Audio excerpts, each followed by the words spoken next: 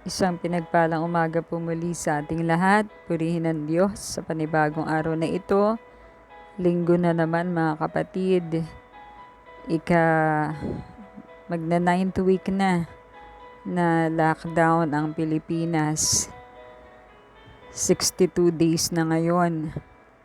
Salamat sa Panginoon. Bagamat na-extend pa yung lockdown, we believe that all things work together for good to them that love God and to them who are called according to His purpose. Patuloy lang po tayong manalangin, pag-pray yung krisis na ito. Patuloy din po tayong sumunod sa ating pamahalaan, knowing na si Lord din naman ang nag-institute ng ating government. So, let us not rebel against our government. Let us obey the rules of our land. Maging mabuti po tayong halimbawa bilang mananampalataya, sumunod po tayo sa mga inuutos ng ating government. Hindi naman po yun makakasama sa atin. At hindi naman din nilalabag ang salita ng Panginoon. Patuloy natin na ipanalangin na nawa magkaroon na ng gamot ang COVID-19 na ito. Huwag po tayong magsawa. We believe that God is a good God. Remember yung parable nung babae na widow na she persevered. She persistently, 'di ba? Kinausap niya yung judge, pabalik-balik siya doon. Kaya siya pinagbigyan ng judge kahit na yung judge na yon ay walang takot sa Diyos. Much more ang ating Ama na mabuting Ama sa atin. Patuloy tayong manalangin and we believe sa tamang panahon na itinakda ni Lord, matatapos din ito. Pero let's pray na nawa paikliin ni Lord yung panahon. Nawa sa lalong madaling panahon, maibigay na sa atin ni Lord yung gamot para sa ganoon unti-unti magkaroon na muli ng pagkilos, magkaroon na ng makabalik na yung tinatawag nating dating normal. We know na hindi yun ganun kabilis, pero let's hope nothing is impossible with God. Let's keep on believing God, for He is good, and His mercy endures forever. Tayo po imanalangin bago tayo mag-aral ng salita ng Diyos. Panginoon Diyos, Ama sa langit, thank you Lord for this day you have given us. We bless you and we praise you. Hindi man po namin maintindihan naman mga nangyayari, patuloy kaming magtitiwala sa iyo, Ama. We know that you are still sitting on your throne. You are the God who controls everything. And we pray, Lord, na everything will turn out for our good because you love us. Sa iyo po, Ama, kami patuloy na nagtitiwala at umaasa. And Lord, speak to us as we study your word today. In Jesus' name we pray. Amen. Pag-aaralan po natin ngayon ang kahalagahan ng pagbabahagi ng mabuting balita sa susunod na henerasyon. Ano ibig sabihin nun? Alam natin na merong generation na lumipas ng henerasyon, ngayong henerasyon, at mga paparating pang henerasyon. Napakahalaga na ang salita ng Diyos o ang mabuting balita ay naipapass on to the next generation. Hindi ito pwedeng ma-stuck lang sa isang generation at hindi maipass on. Hindi kalooban yon ng Panginoon. Sabi sa Old Testament, inatasan ng Diyos ang mga magulang na maging unang guro ng kanilang mga anak. Tignan natin sa Deuteronomy chapter 6, verses 5 to 9. Turn your Bibles with me sa Deuteronomy chapter 6, verses 5 to 9. Ibigin mo si Yahweh na iyong Diyos ng buong puso, buong kaluluwa at buong lakas. Ang mga utos niya ay itanim ninyo sa inyong puso. Ituro ninyo ito sa inyong mga anak. Pag-aralan ninyo ito sa inyong tahanan, sa inyong paglalakbay, sa inyong pagtulog sa gabi, at sa inyong pagbangon sa umaga. Ipulupot ninyo ito sa inyong mga kamay bilang tanda. Itali sa inyong noo.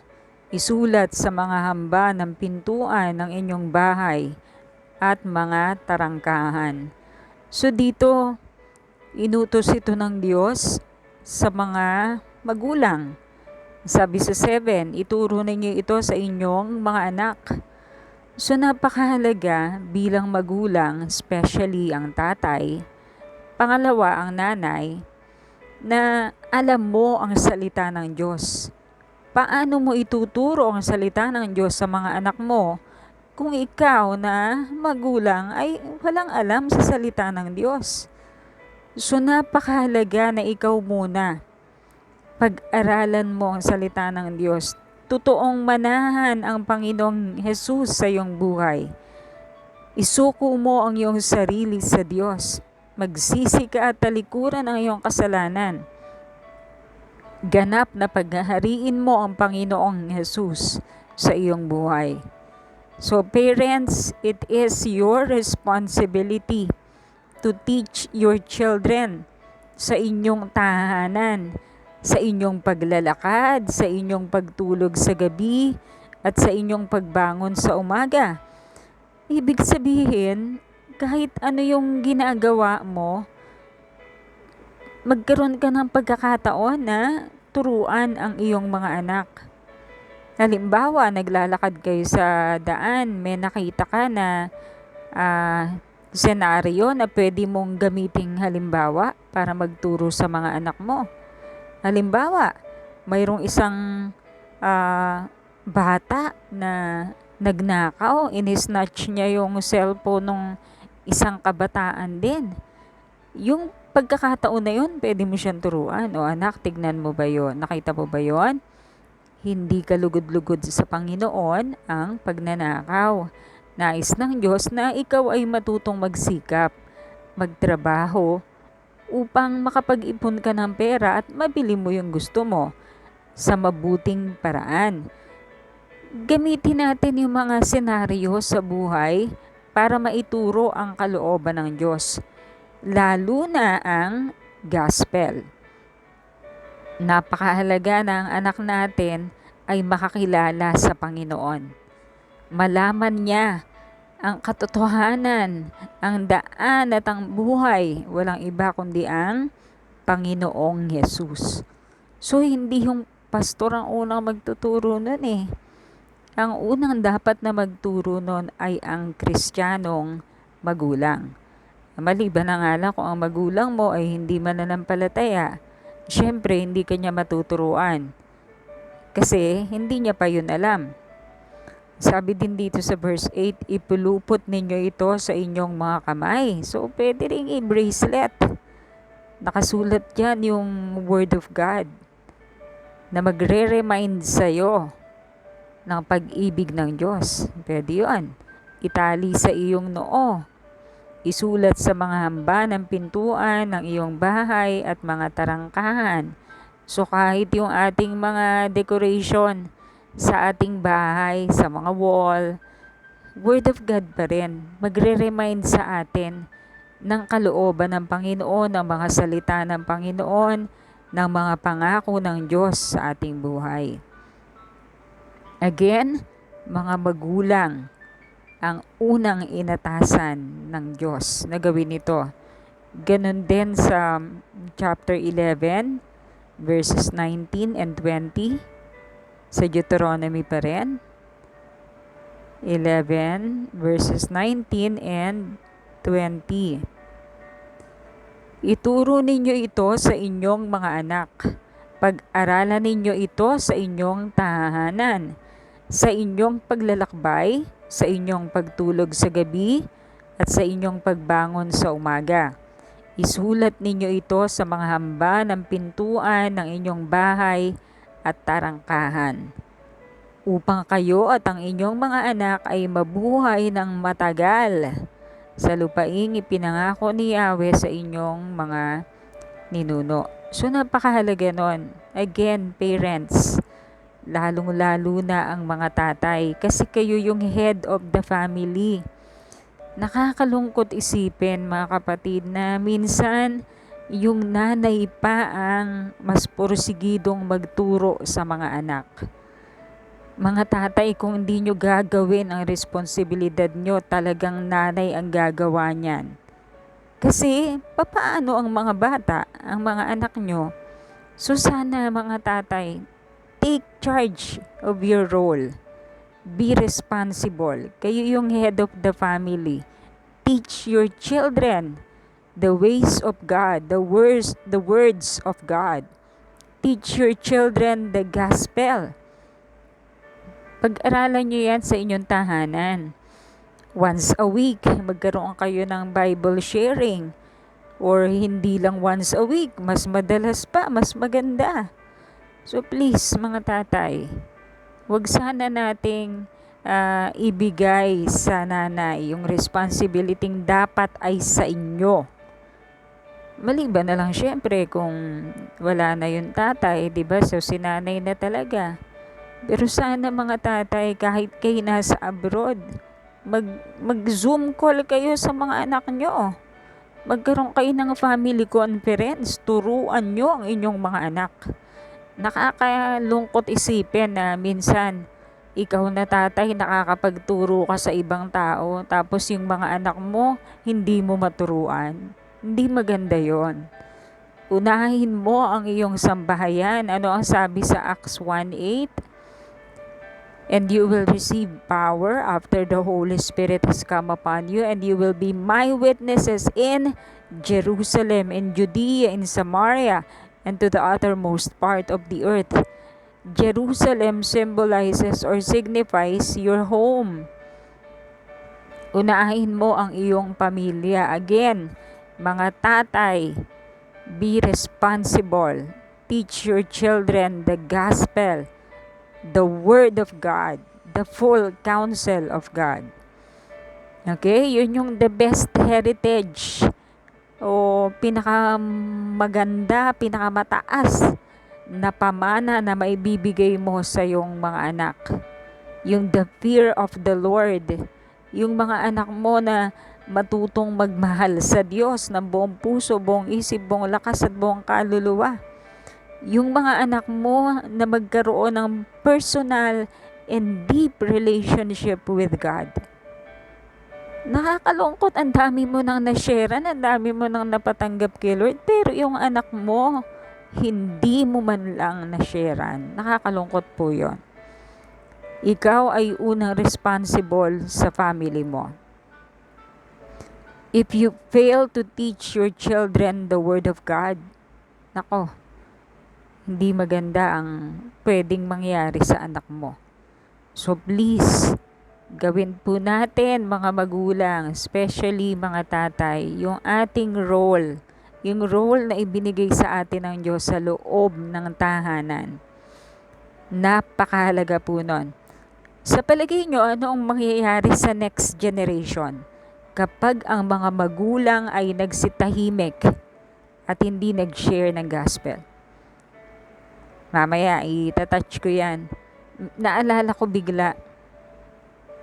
Sabi diba sa binasa natin, sabihin yung word of God kapag nakaupo ka, natutulog ka, or pagbangon mo sa umaga, pag naglalakad ka.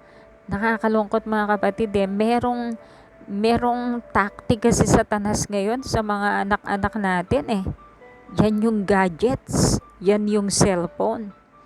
Nauubos ang kanilang oras, hindi sa pagbabasa ng Bible, hindi sa pagpe-pray, kundi sa kung ano-anong laro o kaya social media. Mga kapatid, sana tayo na magulang ang patuloy na magpaalala sa mga anak. Kung pwede lang, ang ibigay natin na cellphone sa anak natin, yung ano lang, yung text, yung pang text lang, hindi yung touchscreen. Nakakalungkot. Nauubos yung oras nila sa walang kakwenta-kwentang bagay. Panalangin natin ang ating mga anak.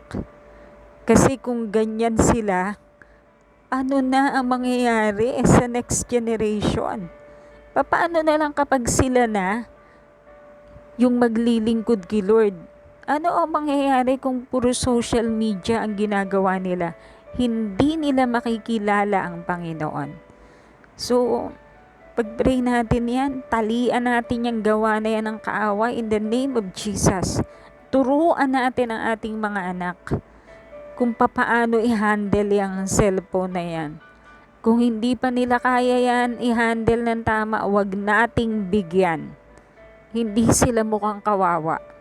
Actually, mas magiging beneficial para sa kanila.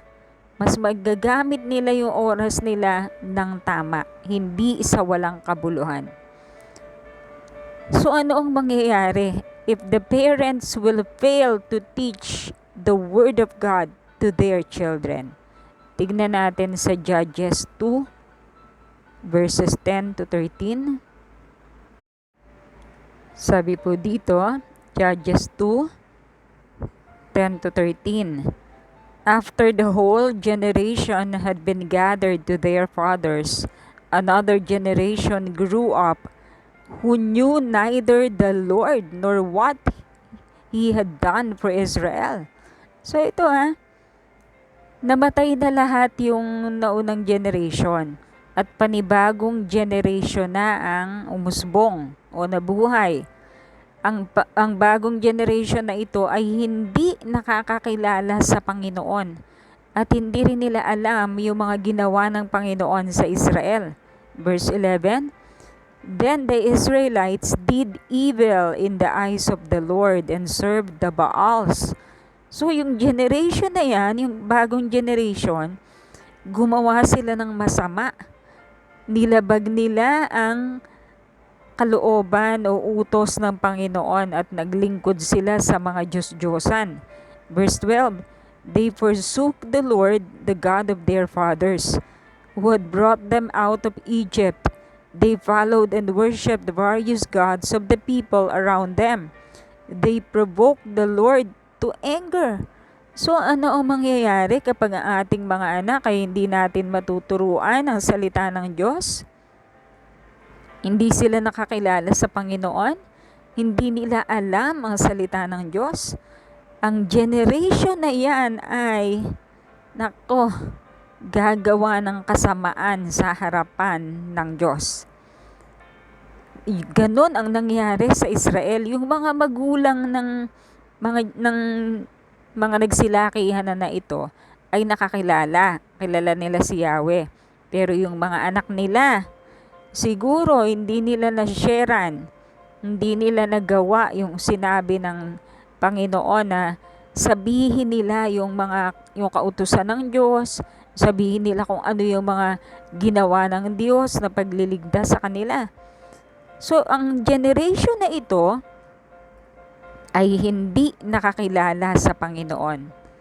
So, ano ginawa nila? Naging kalugod-lugod ba sila sa Diyos? Hindi. Gumawa sila ng masasama sa paningin ng Diyos. So, nagalit ang Diyos sa kanila. Malaki ang role ng magulang para ang next generation ay lumaki o makakilala sa Diyos. So, tandaan natin yun. Kung gusto natin na yung next generation ay maging matuwid at magpatuloy din na maglingkod sa Diyos, ngayon pa lang, turuan natin ang ating mga anak ng salita ng Diyos. Okay? Lalo na ang mga tatay. Pangalawa, ang mga nanay, huwag natin ilagay lahat sa church, sa pastor ang pagtuturo. Dapat ikaw din mismo sa iyong tahanan. Turuan mo ang iyong mga anak sapagkat yon ang nakalagay sa Biblia. Tingnan natin sa New Testament, sa Ephesians chapter 6, verse 4. Epeso chapter 6, verse 4. Sabi dito, mga magulang, huwag kayong gumawa ng mga bagay na ikagagalit ng inyong mga anak. Sa halip, palakihin ninyo sila ayon sa disiplina at katuruan ng Panginoon. Sa English, naka-address yan sa fathers, sa mga ama. Okay? Mga ama, huwag kayong gumawa ng mga bagay na ikagagalit ng inyong mga anak. Sa halip, palakihin ninyo sila ayon sa disiplina at katuruan ng Panginoon. Again, ang unang may responsibility ay ang ama. Pangalawa, si nanay. Silang dalawa magtutulungan. Napakahalaga na sa tahanan pa lamang ay natuturuan na sila ng salita ng Diyos.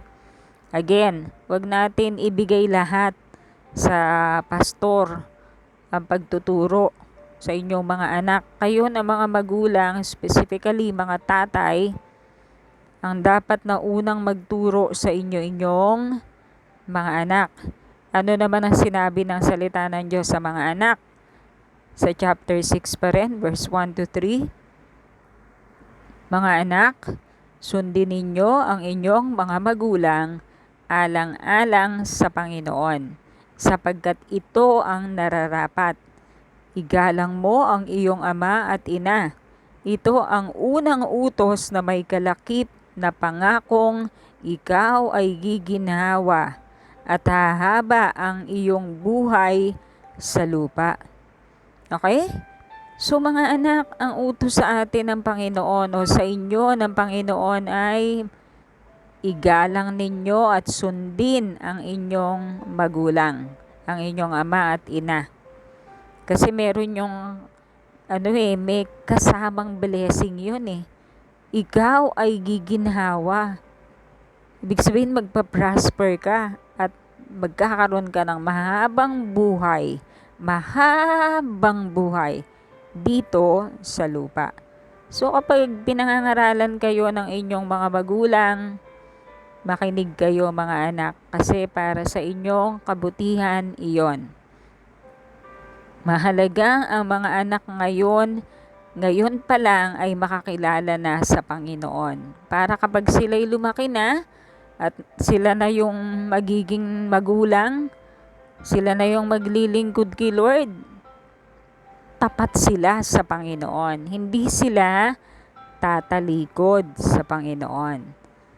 So again, mga magulang, lalo na ang mga tatay, turuan nyo ang inyong mga anak ng salita ng Diyos. Ano ituturo nyo kung hindi kayo nag-aaral ng salita ng Diyos? Kaya kailangan pag-aralan nyo ang salita ng Panginoon. Paano naman yung mga lingkod ng Diyos na limbawa, walang anak? O kaya naman, lingkod ka ng Diyos, meron ka ring anak, pwede rin naman. Si Pablo, wala siyang anak kasi wala siyang asawa. Talagang itinalaga niya na ang kanyang sarili, single, para makapaglingkod sa Panginoon. Sa Bible, mayroon tayong makikitang isang halimbawa na hanggang third generation na ipasa o na ipagkatiwala pa rin ang pananampalataya. Tignan natin sa 2 Timothy chapter 1 verse 5. 2 Timothy chapter 1 verse 5. Hindi ko nalilimutan ang tapat mong pananampalataya na unang tinaglay ng iyong lolang si Loida at ng iyong inang si Eunice. Natitiyak kong nasa iyo ang pananampalatayang ito. Sino ang kausap ni Pablo rito? Si Timothy. O, napakaganda nito ha. Ang unang nakakilala sa family ay si Lola Loida. Shinare ni Lola Loida ang salita ng Diyos sa kanyang anak na si Eunice. Ito namang si Eunice ay nagkaanak din, si Timothy yon. At naipasa din kay Timothy ang pananampalataya. So si Timothy ay naging lingkod din ng Panginoon. Ito yung perfect example. Bagamat ang mga ito ay mga babae, mga kapatid, nasa kaya ang mga kalalakihan? Mga babae ito. Si Loida, naipasa niya ang kanyang pananampalataya, ang pagkatakot kay Yahweh, pagsunod sa Diyos, naipasa niya kay Eunice na kanyang anak. At si Eunice naman ay naipasa ang pananampalatayang ito sa kanyang anak na si Timothy. So, kung hindi kikilos ang mga tatay, kikilos talaga ang nanay, lalo na't kung yan ay mananampalataya, lingkod ng Diyos. Siyempre, hindi papayag yan na hindi masharean ang kanyang anak. Pero nasaan nga ba yung tatay ni Timothy? Bakit hindi ito ang nag-share sa kanya? Well, sad to say, kasi ang tatay ni Timothy ay hindi isang mananampalatayang Hudyo, kundi isang Griego or Greek. Tignan natin sa Acts 16 verse 1. Acts 16 verse 1. He came to Derbe and then to Lystra, where a disciple named Timothy lived, whose mother was a Jewess and a believer, but whose father was a Greek. Okay, so ang nanay ni Timothy mananampalataya, pero nakakalungkot kasi ang napangasawa niya ay hindi mananampalataya, isang Griego. Pero mabuti na lang at naibahagi pa rin ng nanay ang pananampalataya kay Timothy at siya naman ay sinundan ni Timothy. Hindi ko ina-advise na mga Christian na mga babae na mag-asawa kayo ng hindi mananampalataya kasi hindi yun kalooban ng Diyos para sa inyo. Kung gusto nyo, akayin nyo muna yung manliligaw nyo. Huwag nyo munang sasagutin. Siguraduhin nyo munang makakakilala siya kay Lord ng totoo. Hindi yung makakakilala lang siya kay Lord alang-alang sa'yo. Hindi rin yun tama. Tiyakin mo, ikaw na mananampalatayang dalaga, na ang mapapangasawa mo ay tunay na mananampalataya. Kasi babae ka eh. Yung lalaki ang unang inatasan ng Diyos para magturo sa iyong anak. Pero gayon pa man, dahil ganito na ang nangyari kay Eunice, kinagana lang din niya na si Timothy ay mabahagi na ng salita ng Diyos. Pero ikaw, may pagkakataon ka pa, ikaw na dalagang kapatid, sana piliin mo yung mananampalataya. Huwag kang sumuway sa kalooban ng Diyos kasi hindi yun magiging maganda. Kasi sa una't-una pa lang sumuway ka na. Pero naniniwala naman tayo na nandun pa rin ang habag ng Diyos. Akayin mo. Kung nakapangasawa ka na unbeliever, akayin mo yan kay Lord. Pero sa mga dalagang wala pang asawa, please, obey God. So makikita natin dito, mula sa lola, tapos sa anak, tapos sa apo. Ito napakaganda, 'di ba? Dapat ganon. Naipapass on yung gospel. Naipapass on yung pag-ibig sa Diyos. Kumbaga, yun yung the best na pamana na maibibigay mo sa anak mo. Kasi maliligtas ang kaluluwa niya eh. Makakasama mo siya sa heaven balang araw. Kesa yung mapahamak siya. Pero makikita rin natin dito yung relasyon ng isang lingkod ng Diyos sa isa pang batang lingkod ng Diyos na sinasanay sa paglilingkod sa Panginoon. Katulad ni Pablo. Tinuring niyang anak sa pananampalataya si Timoteo. Let's look at 1 Timothy 1 verse 2. 1 Timothy chapter 1 verse 2. Sabi po dito, kay Timoteo na tunay kong anak sa pananampalataya, sumaiyo nawa ang pagpapala, habag at kapayapaang buhat sa Diyos, Ama, at kay Kristo Jesus na ating Panginoon. So bagamat si Pablo ay walang anak physically, pero marami siyang anak spiritually. Si Timoteo ay tinuring niyang tunay niyang anak sa pananampalataya. Bagamat ang unang nakapag-share ay yung lola at nanay, pero kay Pablo siya lubusan na nakakilala sa Panginoon. At si Pablo din yung nag-equip, tumulong sa kanya para siya ma-equip, maihanda, maitama sa mga pagkakamali, review, correct, and train. Yun yung ginawa ni Pablo kay Timothy. Mahalaga po yun, mga kapatid. Mahalaga na ang ating mga kabataan ay mayroong nilulook up na good example na ahead sa kanya spiritually. Siyempre, pwedeng yung pastor yon, pero bago yung pastor, pwede rin yung Bible study leader. Halimbawa, na nag-share sa kanya o nagtuturo sa kanya ng Bible study nila. Pwede niya rin yon na maging big brother or big sister na makikita niya ang Panginoon sa taong yon. Sa pamamagitan nun, matutulungan yung kabataan o yung bata pa lang sa pananampalataya na lumago, makakilala sa Diyos at maihanda sa paglilingkod at maglingkod sa Panginoon. So napakahalaga po no na meron kayong parang spiritual father or spiritual mother or big brother or big sister na tutulong sa inyo. Ako po bilang inyong pastor handa naman akong gawin yan sa inyo. Pero syempre gusto ko din na kayo din matuto rin kayo. Meron din kayong aalagaan.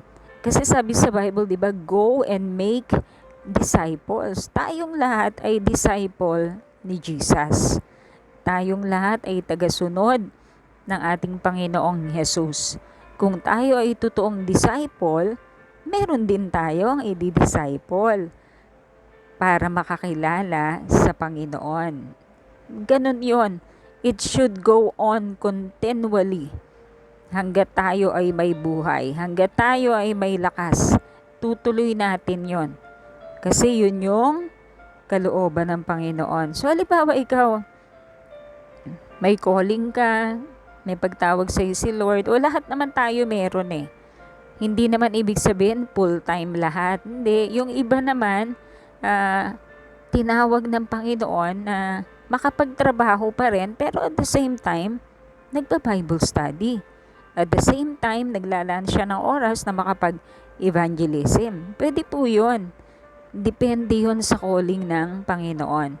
So, mahalaga na pakinggan nyo rin po yung inyong mga pastor kapag kayo po ay tinetrain o tinatawag para i-equip, kasi yun po ay para sa inyo. Paghahanda po yun para magawa ninyo ang pagkatawag ng Diyos sa inyo. Halimbawa sa buhay nga ni Timothy, si Paul yun. Si Paul ang tumulong sa kanya to equip him. Again, what will happen kapag ang next generation ay hindi malinaw na na-communicate ang gospel? Kanina nakita natin sa Judges na magiging masama yung generation na yon. Sana gayahin natin si Josue. Sabi ni Josue or ni Joshua 24 verse 14 to 15. Tingnan natin yan. Joshua 24 14 and 15. Sabi dito, Kaya ngayon, sambahin ninyo si Yahweh at paglingkuran ninyo siya ng buong puso't katapatan. Alisin ninyo ang mga Diyos-Diyosang dating sinasamba ng inyong mga ninuno sa Mesopotamia at sa Ehipto. Si Yahweh lamang ang inyong paglingkuran. At kung ayaw ninyong maglingkod kay Yahweh, pumili kayo ngayon kung sino ang inyong paglilingkuran. Ang mga Diyos na pinaglingkuran ng inyong mga ninuno sa Mesopotamia, o ang mga Diyos ng mga Amoreo na sinasamba dito sa lupaing iyon titirahan. Ngunit para sa akin at aking sambahayan, kay Yahweh kami maglilingkod. Sabi ni Joshua, as for me and my house, we will serve the Lord. Mga kapatid, si Joshua ay tatay, head of the family. Ikaw din, tatay, manindigan ka na akayin ang mga anak mo sa Panginoon. Sabihin mo sa kanila na tayo o kayong buong pamilya ay maglilingkod sa Panginoon. Hindi lang sa salita, kundi sa gawa. Be a good example to your children. Okay, so yun sa family. Pagdating naman sa kapatiran, yan, merong Paul and Timothy. Dapat merong ganon. Kung sa ngayon, ikaw yung Timothy na tinetrain, maging masunurin ka. Makinig ka sa pastor mo o sa nagtitrain sa'yo o sa spiritual brother mo or sister mo na tumutulong sa'yo para i-equip ka, makinig ka. Halimbawa, tignan natin yung example ni Paul and Timothy. Sa 2 Timothy 2:2, ano ba yung mga command ni Paul kay Timothy? 2 Timothy 2, verse 2. Sabi ni Paul,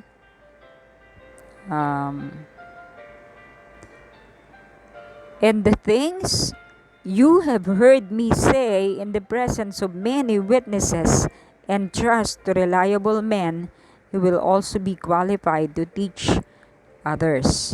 So yung mga sinabi sa kanya ni Paul, yung mga pinangaral sa kanya at yung mga nakikita niyang ginagawa ni Paul na paglilingkod, sabi ni Paul, ganun din yung gawin mo at i-entrust mo, pagkatiwalaan mo rin yung mga tao o kapatiran na makikita mong qualified para maglingkod din kay Lord. Kung paanong tinitrain siya ni Paul, ganun din ang gagawin niya kapag siya na ang magtitrain. Siyempre, pipiliin mo rin kung qualified itong taong to. Pero bigyan mo ang lahat ng pagkakataon. Kasi pag binigyan mo ng pagkakataon, dun mo rin masasala o makikita, mapifilter kung sino nga yung qualified. Yung talagang inilalagay ng Diyos sa ganitong posisyon. Kasi marami namang role sa loob ng body of Christ. So napakahalaga na mayroon kang Paul kung ikaw yung Timothy. Kung ikaw naman yung Paul, dapat meron kang Timothy. Hindi pwedeng yung Timothy ang magtuturo kay Paul. Hindi po. Dapat mas ahead yung Paul. Yung Timothy, yun yung mas aalagaan. Okay po? Hindi pwedeng magkapalit yun. Ano ang bilin ni Pablo kay Timothy? Tignan natin sa 2 Timothy 1, verse 7 to 13. 2 Timothy 1, 7. For God did not give us a spirit of timidity, but a spirit of power, of love, and of self-discipline. Pinapaalala ni Paul kay Timothy, siguro si Timothy ay mahihiyain. Kaya ganito yung sulat niya kay Timothy. Hindi ka binigyan ng Diyos ng spirito ng matatakutin o mahiyain, kundi ang ibinigay sa iyo ng Diyos na spirito ay may power, makapangyarihan, may pag-ibig at disiplina sa sarili. Pinapaalala ni Paul, Timothy, Hindi ka binigyan ng Diyos ng spirit of timidity. Yung natatakot ka o nahihiya ka, hindi yun galing kay Lord. Ang binigay sa ni Lord, spirit of power. In-empower ka niya ng kanyang banal na spirito. Binigyan ka niya ng pagmamahal at disiplina sa sarili. Sa verse 8, kaya nga, do not be ashamed to testify about our Lord. So, pinapaalala talaga ni Paul. So, malamang kasi, nahihiya si Timothy na mag-share. Nahihiya siya na mag-witness at napakaraming ganyan, di ba? Kung kasama ka dyan, pakinggan mo to. Kasi ito rin ay para sa'yo. Ulitin ko verse 7, in Tagalog.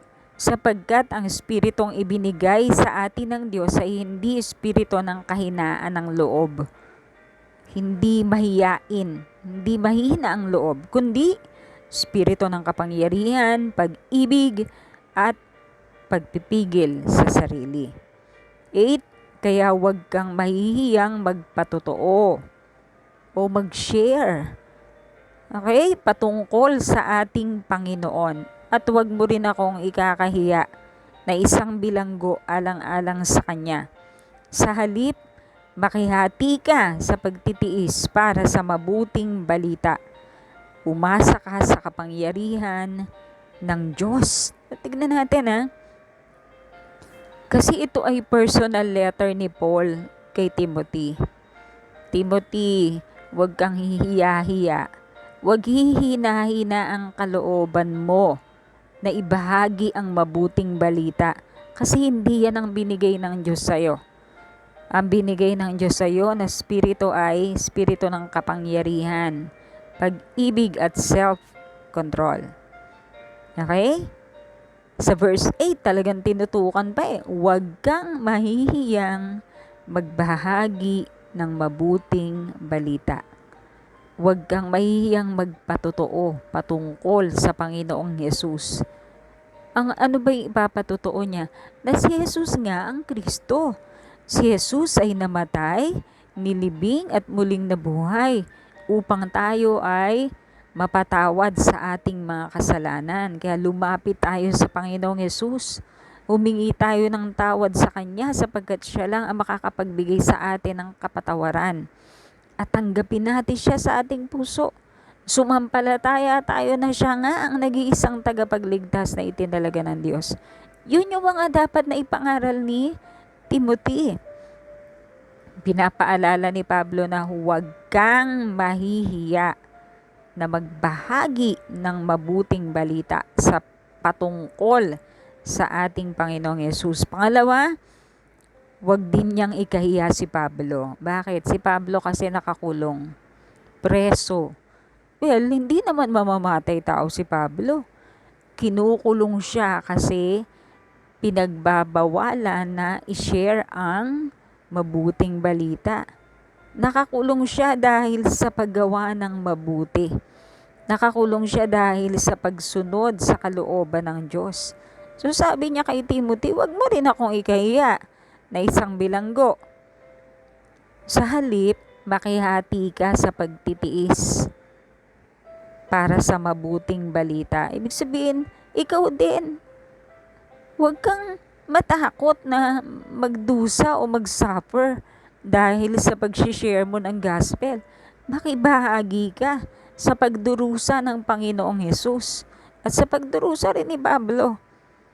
Bahagi ng Kristyanismo or ng isang Kristiyano yung mag-suffer, magdusa, hindi sa kasamaan, kundi sa kabutihan. Anong klaseng pagdurusa? Yun.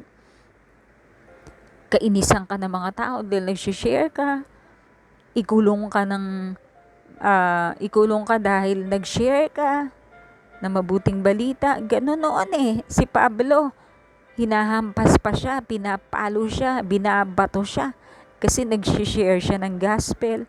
Yun yung mga tinatawag na sufferings for Christ. Halimbawa ngayon, buti nga ngayon, di naman tayo binabato di ba? Merong human rights ngayon Noon, wala yun Pero sa atin sa Pilipinas, binless tayo ni Lord kasi meron tayong human rights. Pag tayo nag-share ng gospel, hindi naman tayo babatuhin eh. Hindi nila tayo pwedeng ikulong dahil karapatan natin yon as bilang mamamayang Pilipino, meron tayong right. Samantalahin natin ang malayang pagbabahagi ng salita ng Diyos. Kung hindi man nila tanggapin yung salita ng Diyos, ang mahalaga, binigyan mo sila ng pagkakataon para marinig ang mabuting balita ng kaligtasan. Kung hindi nila tanggapin iyon, mananagot sila sa Diyos. Okay, tuloy natin. Umasa ka sa kapangyarihan ng Diyos na nagliligtas at tumawag sa atin para isang banal na gawain. Yung ating pag-share ng gospel o ng mabuting balita ay isang banal na gawain. Tinawag tayo ng Diyos para ito'y gawin. Kaya't ito isang pribilehiyo, banal na gawain. Ginawa niya ito hindi dahil sa anumang nagawa natin, kundi ayon sa kanyang layunin at kagandahang loob. Sa simula pa, ito ay ibinigay na niya sa atin sa pamamagitan ni Kristo Jesus. Verse 10, ngunit ito inahayag na ngayon nang dumating si Kristo Jesus na ating tagapagligtas. Wala tayong ibang tagapagligtas kundi si Jesus lang. Verse 10 pa rin, winakasan niya ang kapangyarihan ng kamatayan at inihayag ang buhay na walang hanggan sa pamamagitan ng mabuting balita. Kaya hindi pwedeng hindi mo i-share ang mabuting balita.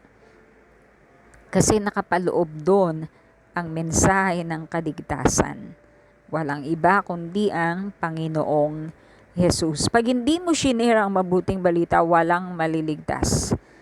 Mapapahamak sa impyerno ang mga tao. So, sundin mo, gawin mo yung pribilehiyo, yung banal na pagkatawag ng Diyos to share the gospel.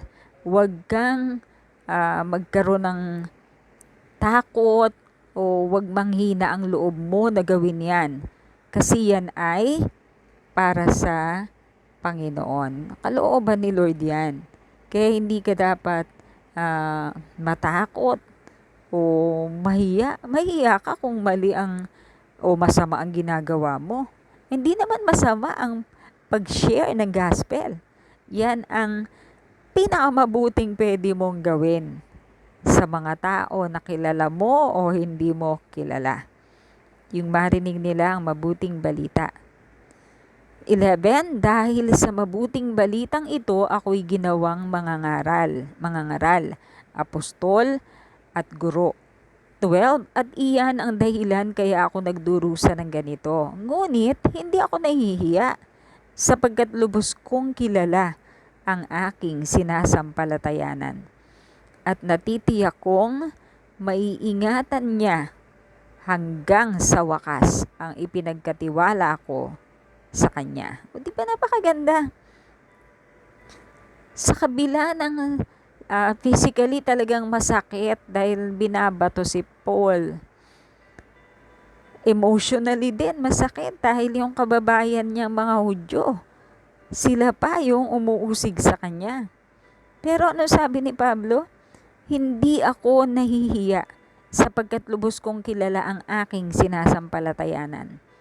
Kilala niya ang Panginoong Hesus at nakakatiyak siyang iingatan siya ni Lord hanggang sa wakas. Okay? At magaganap yung ipinagkatiwala ng Diyos sa kanya, gagawin niya yon. Dahil na rin sa biyaya ng Panginoon.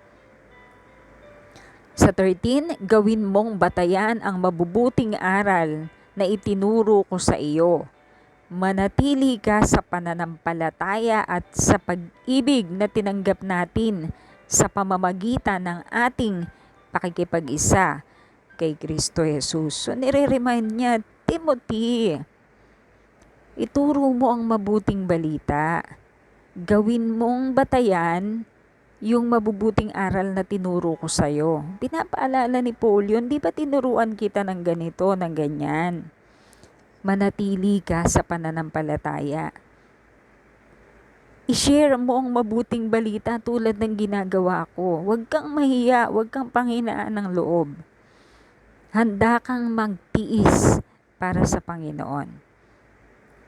Napakahalaga na manatili ka sa pananampalataya at sa pag-ibig na tinanggap mo sa pamamagitan ng ating pakikipag-isa kay Kristo Jesus. So maganda kapag meron kang Pablo, kung ikaw yung Timothy. Someday, yung Timothy naman ang magiging Pablo at magkakaroon din siya ng Timothy. Nakuha niyo po ibig sabihin? Kung ngayon, ikaw yung tinitrain, ini-equip, tinuturuan, darating ang time, ikaw naman yung magtuturo, mag-i-equip, pag-aakay ng mga tao sa Diyos. Ganun talaga yon. Kaya dapat makinig ka sa nagtuturo sa'yo. Siyempre, dapat yung tinuturo, nasa salita ng Diyos yon. Kapag may itinuro sa'yo na wala sa salita ng Diyos, hindi mo dapat sundin. Okay? So, mahalaga na meron kang Pablo, kung ikaw ang Timothy. Kung ikaw naman ang Timothy, sumunod ka sa Pablo. O kaya naman maghanap ka ng pwede talagang magiging Pablo sa buhay mo. Okay? Kasi kapag may Pablo, yan yung sasaway sa'yo. Pero sana huwag kang balat sibuyas. Pag ikaw ay tinutuwid ng isang Pablo sa buhay mo, makinig ka. Sabi nga sa Roma 1:16, sabi ni Pablo, sapagkat hindi ko kinahihiya ang mabuting balita, sapagkat ito ang kapangyarihan ng Diyos tungo sa ikaliligtas ng mga tao. Una, sa mga Hudyo. Pangalawa, sa mga Hentil. Ang salita ng Diyos ay may kapangyarihan. The Word of God. Sabi sa English, I am not ashamed of the gospel of Christ, because it is the power of God unto salvation. First to the Jews and then to the Greeks or Gentiles. Ang mabuting balita, ang kapangyarihan ng Diyos para iligtas ang tao. Take note, yung gospel itself ay may power. Okay? Yung mabuting balita na i-share mo ay may kapangyarihan. Hindi siya powerless, kundi powerful. Yung gospel na i-share mo. Tapos ikaw din, i-empower ka rin ng Holy Spirit. So, huwag kang mahiya, huwag kang matakot na ipatotoo ang Panginoong Jesus sa mga tao. Sabi nga ni Peter sa Acts 4:10-12, tingnan natin yan Mga Gawa, chapter 4, verses 10-12. Nais kong malaman ninyong lahat at ng buong Israel na ang taong ito ay nakatayo sa inyong harapan at lubusang gumaling dahil sa kapangyarihan ng pangalan ni Hesukristo na taga Nazaret, na inyong ipinako sa krus, ngunit muling binuhay ng Diyos. Ang Jesus na ito ang batong itinakwil ninyong mga tagapayo ng bahay, ang siyang naging batong panulukan. 12. Sa kanya lamang matatagpuan ang kaligtasan. Take note, kay Jesus lang. Ito yung pinangaral ni Pablo, gospel. Kay Jesus lamang matatagpuan ang kaligtasan, sapagkat walang ibang pangalan ng sino mang tao sa buong mundo na ibinigay ng Diyos sa mga tao upang tayo ay maligtas, kundi sa pangalan lamang ni Jesus Christ. Sabi nga sa John 14:6, sumagot si Jesus, ako ang daan, ang katotohanan at ang buhay. Walang makakapunta sa Ama, kundi sa pamamagitan ko. So si Jesus lang talaga ang daan. Yun ang i-share natin. Si Jesus, hindi yung ating sarili. Hindi mo i-share na magaling ka, pag nag-pray ka, gumagaling yung mga may sakit. No, hindi. Hindi ganun. Ang i-share mo ay si Jesus, ang mabuting balita. Remember yung huling bilin ni Lord sa atin. Sa Matthew 28:19-20. Alam ko, marami sa inyo memorize na yan eh. Okay, Matthew 28:19-20. Kaya't habang kayo'y humayo kayo at gawin ninyong alagad ko ang mga tao sa lahat ng bansa. Bautismuhan niyo sila sa ngalan ng Ama, ng Anak at ng Espiritu Santo. Turuan ninyo silang sumunod sa lahat ng iniutos ko sa inyo. Tandaan ninyo, ako'y laging kasama ninyo hanggang sa katapusan ng panahon. Bilin ito ni Lord sa atin. Sabihin nyo nga po, bilin ito ni Lord sa akin. So tayo ay humayo at gawing alagad ang mga tao sa lahat ng bansa. I-share natin sa kanila ang mabuting balita. Ano yung mabuting balita? Si Jesus, siya ang sinugo ng Ama para tayo ay iligtas. Siya ay napako sa krus, namatay, inilibing at muling nabuhay upang tayo ay bigyan ng kapatawaran, ng katubusan mula sa kasalanan at buhay na walang hanggan. Bahagi ng pagdidisciple yung pagtuturo. Tinuturuan mo ang bagong mananampalataya para mas makilala niya ang Panginoon. Hindi mo siya tuturuan para sa sarili mo, hindi. Ikaw yung gagamitin ni Lord para makilala ng taong ito ang Panginoong Jesus. Para siya ay magkaroon din ng personal na relasyon sa Diyos. So napakahalaga na ang mabuting balita ay maipasa sa next generation. Again, una, parents, it is your responsibility to share the Word of God sa inyong mga anak, lalo na mga tatay. Responsibility nyo yan. Tapos, tayo din na mananampalataya, may responsibility tayo.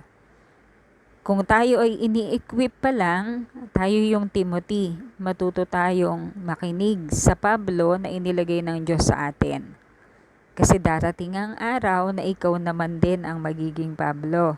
At magtitrain ka rin ng hindi lang isa, kundi marami pa na Timothy. Kasi isa lang si Timothy eh. Marami pang tinitrain si Paul.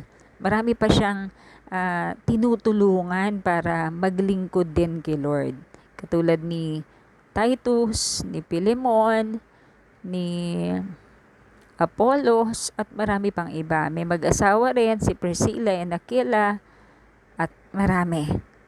So, gagamitin tayo ni Lord. Kung sa ngayon ikaw ay Timothy, makinig ka. Makinig ka, una sa lahat siyempre kay Lord. Pangalawa, pakinggan mo yung itinalaga ng Diyos sa'yo para ikaw ay i-equip. Okay? Pag may mga tanong ka, maganda na meron kang Pablo na mapagtatanungan. Pero siyempre, higit sa lahat, si Lord. Kasi pare-parehas lang tayo na follower ni Jesus. Meron nga lang pagkakatiwala ang Panginoon, responsibility sa Pablo. 'Di ba? At si Timothy, pinaalalahanan ni Pablo. Una, tinuring ni Pablo si Timothy na spiritual son niya. Pinapaalalahanan niya ito, tinuturuan niya, tinutuwid niya. Ganon yung gampanin talaga ng Pablo. So, dapat yung mga Timothy, wag balat sibuyas, wag. Kasi kapag nagbalat sibuyas ka, baka hindi ka naturuan ng Pablo, pabayaan ka na lang. Mas nakakalungkot yun, hindi ka matututo. So, mahalaga na ma-share ang mabuting balita. Bakit? Ano mangyayari sa next generation pag hindi natin yan na-share sa kanila ngayon? Pag sila na yung, kumbaga, matanda na, ay nako, mapapahamak ang mundo. Napakahalaga na ang mga bata ngayon ay makakilala sa Panginoon kasi sila na yung next generation para hindi sila tumalikod sa Diyos, kundi ipagpapatuloy nila ang paglilingkod sa Panginoon. Kasi kapag hindi natin sila naturuan, katulad ng nakasulat sa Judges, 'di ba kanina, magiging masama yung generation na yon, tatalikod sa Diyos. Hindi yun gusto ng Panginoon. So tandaan natin yung huling habilin ni Lord bago siya umakyat sa langit. Ang binigyan niya ng responsibility ay hindi unbeliever. Ang binigyan niya ng privilege to share ay ang mananampalataya. Tignan din natin yung Lucas 24. Lucas 24. Ito yung sinabi ni Lord bago bumaba ang banal na spirito sa mga mananampalataya. Sabi muna sa 46, sinabi niya sa kanila, ganito ang nasusulat, kinakailangan maghirap at mamatay ang Kristo at pagkatapos siya'y muling mabubuhay sa ikatlong araw. Sa kanyang pangalan at ang pagsisisi at kapatawaran ng mga kasalanan ay dapat ipangaral sa lahat ng bansa magmula sa Jerusalem. Yan, kaya kailangan kasi muna talagang maganap yung yung paghahandog ni Lord ng kanyang sarili, yung siya ay mamatay, malibing at muling mabuhay para maipangaral na yung pagsisisi at kapatawaran ng kasalanan sa pangalan ni Jesus. Siya yung may power, si Lord, to forgive yung mga taong nagkasala. Si Lord ang may power na magpatawad. Kaya kailangan tayo naman, ang role natin, i-share yon sa mga tao. Yung ginawa ng Panginoon para tayo ay magkaroon ng kapatawaran at para tayo ay maligtas. Tignan din natin sa Matthew 24:13-14. Ito na yung last verse natin. Matthew 24. Mahalagang maipangaral ang mabuting balita. Napakahalaga. Sabi rito, Matthew 24:13-14. Ngunit ang mananatiling tapat hanggang wakas ang siyang maliligtas. Ipapangaral sa buong sanlibutan ang mabuting balita tungkol sa paghahari ng Diyos upang ang lahat ng bansa ay makarinig nito. At kung maganap na ito, darating ang katapusan. So mahalagang maipangaral yon. Ano ba yung gospel? Ano ba yung message of the kingdom of heaven na sinasabi ni Lord? The message of the kingdom of heaven is the gospel. Si Jesus, na ang pagsisisi at kapatawaran ng kasalanan ay makikita lamang o makukuha lamang kay Kristo Jesus sa pamamagitan ng pananampalataya kay Jesus. Yun ang mensahe ng Kingdom of God. The gospel. Ano yung gospel? Si Jesus. Siya ang gospel. Siya yung namatay, nilibing, at muling nabuhay para tayo ay mapatawad sa ating mga kasalanan. At si Jesus, siya lang din ang tanging daan para makapunta tayo sa kalangitan. Napakahalagang ang tao ay sumampalataya kay Jesus, hindi sa religion. Sapagkat si Jesus ang itinalaga ng Diyos para maging tagapagligtas ng lahat ng tao. Pagpalain ng Diyos ang kanyang mga salita. So nawa po mga kapatid, sundin natin, gawin natin, i-communicate natin ang mabuting balita, i-share natin sa next generation upang sa ganon hindi mapahamak ang mga susunod na lahi. Salamat sa Panginoon sa kanyang mga salita. Let's bow our heads and pray. Father in heaven, we bless you, we worship you, we adore you. Thank you, Lord, for your word today. Nawa po ang matanim ito sa aming mga puso. Hayaan mo po ang mga salita mo ay hindi lang namin marinig, kundi matanim sa aming puso. At nawa, Lord, ang aming puso ay maging matabang lupa upang sa ganon mamunga ng sagana at mapagpala ang napakaraming tao. Father in heaven, empower us, Lord, with your Holy Spirit in the name of Jesus. Upang sa ganon, Lord, magawa namin eksakto kung ano yung nais mong ipagawa sa amin. It's not by might or power, but by your Spirit we rely. Salamat po, Ama. Pagpalain mo po ang aking mga kapatid na nakikinig ngayon. Extend your blessing to them. And Lord, remember us. Remember us, your children. Sa iyo kami, Ama, umaasa.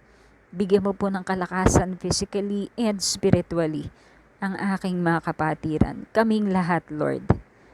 At nawa, Ama, kahabagan mo po ang aming bansa.